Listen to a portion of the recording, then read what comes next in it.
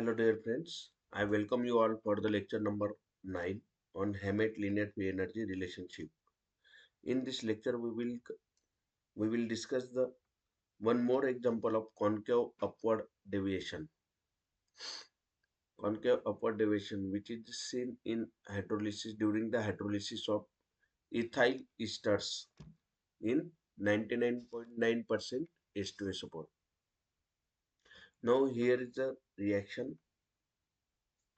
This is either ethyl ester or methyl ester. R is equal to either methyl or ethyl. If we carried out the hydrolysis of this ethyl or methyl ester in 99% H2SO4, in 99% H2SO4, that is no water molecule is present.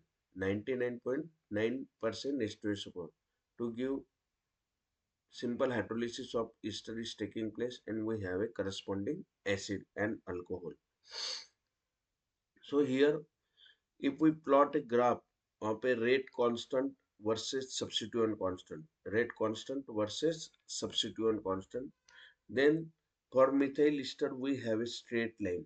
For methyl ester we have a straight line. That is, methyl esters do not show the concave upward deviation. But at the same time, when we carried out the same reaction, that is the hydrolysis of ethyl ester in 99.9% H2SO4, then we have a concave upward deviation. We have a concave upward deviation with a 2 row value. With a 2 row value. So to we can explain this the concave upward, we can explain this concave upward deviation using the reaction mechanism. So for this, you should know the various type of mechanism of ester hydrolysis. Mechanisms of ester hydrolysis. There are total 8 mechanisms possible. 8 mechanisms are possible for this ester hydrolysis. They can be summarized like this. BaC2, when reaction is base catalyzed, then there are 4 types of mechanisms are possible: BaC2, BaC1, BaL1 and BaL2. Now among these BaC2 and BaL1 are generally take place according to reaction condition and depending upon the structure of substrate, while the BaC2 and BaL2 are either not observed or extremely rare. So what is this BaC? What is the meaning of this BaC2? If we consider the any reaction of ester hydrolysis in presence of base, in presence of base, then it may take place either by BaC2 mechanism or BaC1 mechanism, BaL2 mechanism or BaL1 mechanism. Out of this, BaC2 is very common. So what is the full form of BaC2? Here, if we carry out this reaction and this acyl oxygen bond if cleavage, if this reaction is take place via cleavage of this acyl oxygen bond, then it is categorized as a either BaC2 or either BaC1. And when the OH molecule is also present in the rate determining step, that is if the reaction is bimolecular, then it is BaC2. And if the OH minus is not a part of the slow rate determining step, then it is categorized as a BaC1. At the second time, at the same time, sorry, at the same time, if this reaction is taking place with a cleavage of alkyl oxygen bond cleavage, then such a reaction is categorized as a BaL1, BaL. And there are two types are possible, two ways are possible. If the OH minus is a part of rate determining step, then it is categorized as a Bal2, and if the OH minus or base is a not a, sorry, yeah, base OH minus here acts as a nucleophile, and if the OH minus is a not a part of rate determining step, then here it is called as, or it is categorized as a Bal1. And same type of nomenclature can be done in presence of acid. If the reaction is acid catalyzed, again there are four types of mechanism are possible: AAC1, AAC2, AL1, AL, AL2. When reaction is acid catalyzed, then either it involves the breaking of acyl oxygen bond cleavage. Then these two types of mechanism are possible, either AAC1 or AAC2. If the acid is a part of a rate determining step, or if acid is appear in rate determining step, then it is called classified as AAC2. And if the acid is not a part of, or not involved in the rate determining step, then it is classified as a AAC1. And when a alkyl oxygen bond cleavage is take place, or the ester hydrolysis is take place via the alkyl oxygen bond cleavage, then it is classified either Al or Al1 or Al2. If the acid is a part of rate determining step, then it is classified as Al2. And if the acid is not a part of a rate determining step, then it is classified as Al1. So this is about the total 8 types of ester hydrolysis, mechanisms of the ester hydrolysis. Now move towards the uh, concave upward deviation in case of hydrolysis of ethyl ester. So here I am repeating again. Here we have a concave upward deviation in case of a ethyl ester. Okay. In case of ethyl ester, we have a concave upward deviation with a 2 rho value. Now why this is so? So basically, first, as the reaction is taking place in 99.9% H2SO4, so no water molecule will be there in that determining step. So mechanism must be either AAC1 or maybe AL1. Why unimolecular? Because no water molecule is present, so no nucleophile is there, and therefore the mechanism must be either AAC1 or AL1. AAC means where the acyl oxygen bond reaction will occur via AAC1 mechanism, and AL1 means where the reaction will take place via cleavage of alkyl oxygen bond cleavage. This is AL1 mechanism, and this is AAC mechanism. So here, in case of ethyl ester, as we have a concave upward deviation, so both mechanism may both mechanisms are possible in case of ethyl ester, as we have a concave upward deviation. As we have already discussed that whenever there is a concave upward deviation, then such a reactions follow by two mechanisms depending upon the polar effects exerted by substituent, or depending upon the substituent. So here are the two possible mechanism shown over here. This is the your AAC1 mechanism. First step is protonation. After protonation, after protonation,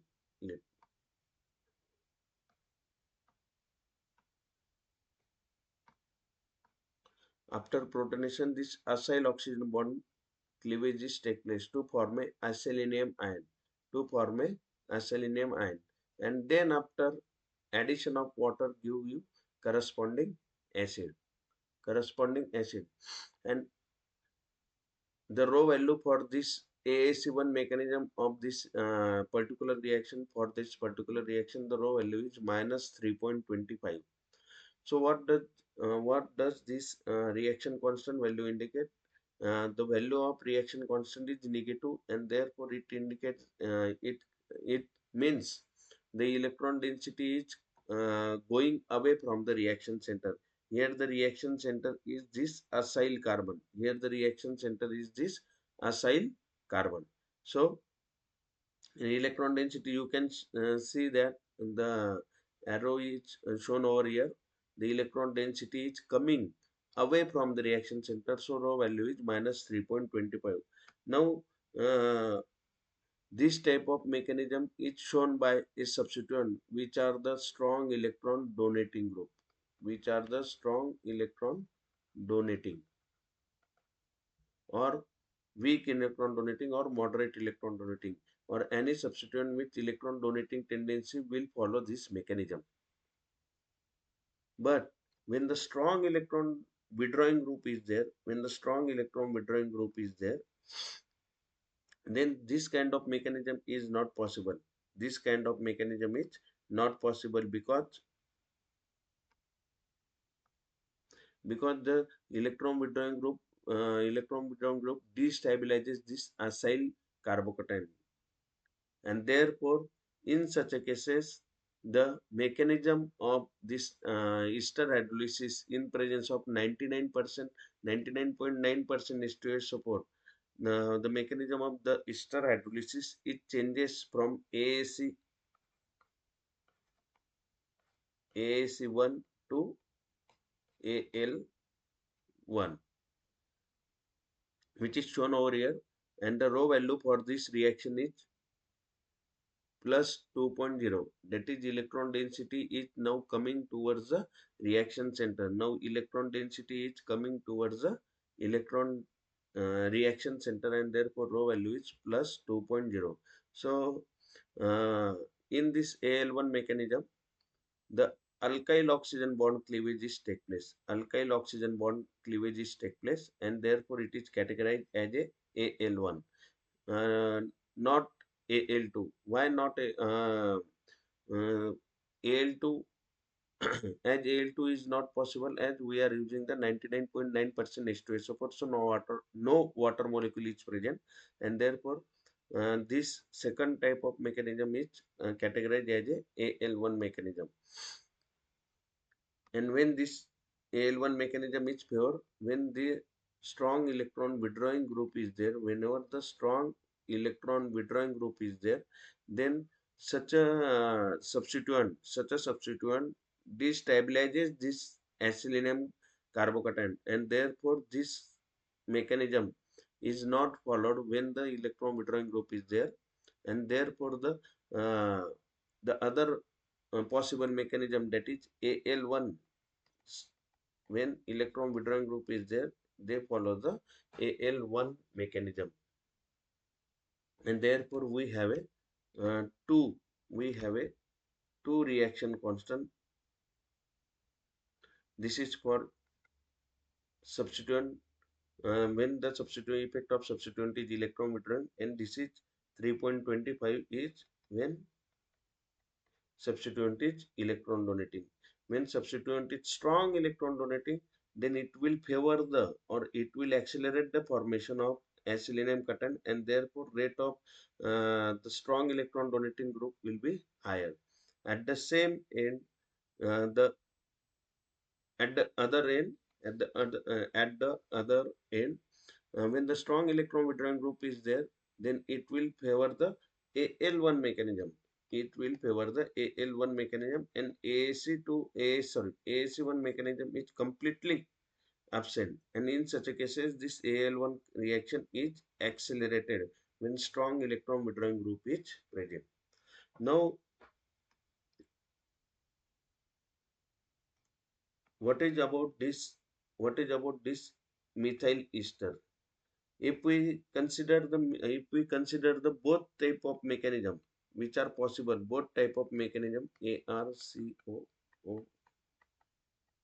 if we again consider the both kind of mechanism, that is AAC1 and AL1. So in this case, as we have rho value is minus 3.25, So it clearly indicates that all the methyl esters follow the AAC1 mechanism, follows the AAC1 mechanism, and AL1 mechanism is absent, or they do not undergo via AL1 mechanism. Now why this is so? Because in AAC1 mechanism it form a intermediate, acyl intermediate, while in AL1 mechanism it form a methyl carbocation.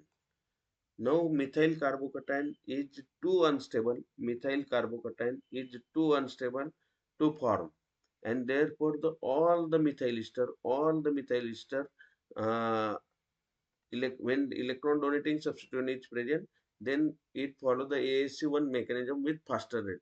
But when electron withdrawing group is there, they also follow the AAC1 mechanism, though the rate of these reactions are very slow. When electron withdrawing group is there, the rate of these reactions are very slow, as they destabilizes this acyl carbocation.